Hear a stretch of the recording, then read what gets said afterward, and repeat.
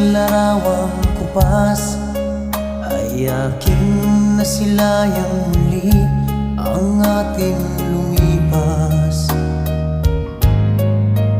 Kung may babalik ko lamang panahon at ang oras, hindi sana lungkot at pagsisisi ang dinaranas. Hanggang sa mga sandaling ito, di ako nagbabago. Taglay ko pa rin ang damdamin sa ating lumang litrato.